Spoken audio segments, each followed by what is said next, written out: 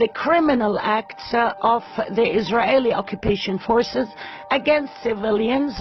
None of them used any fire weapon or lethal weapon. Disproportionate force and live ammunition to kill civilians premeditatively. Genocidal actions against the heroic people of Palestine protesting in dignity and peace. Horrific violations by the Israeli forces. Systematic aggression of Israel against the Palestinian people. The massacres perpetrated in cold blood. Impose horrible bloodshed and political tensions in the region. Indiscriminate killing and wounding by the Israeli military constitute war crimes and anti-human rights crimes. Terrible massacres carried out by Israel against Palestinian civilians. United Nations Watch, you have the floor.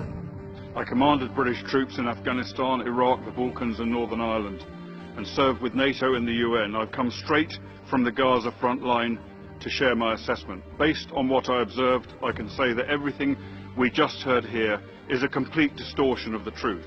The truth is that Hamas, a terrorist organization that seeks the destruction of Israel and murder of Jews everywhere, deliberately caused over 60 of its own people to get killed. They sent thousands of civilians to the front line as human shields for terrorists trying to break through the border. Hamas's goals, in their own words, was, quote, blood in the path of jihad.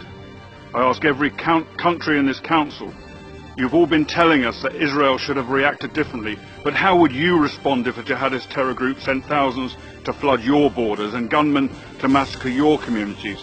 Your failure to admit that Hamas is responsible for every drop of blood spilt on the Gaza border encourages their violence and use of human shields. It makes you complicit in further bloodshed.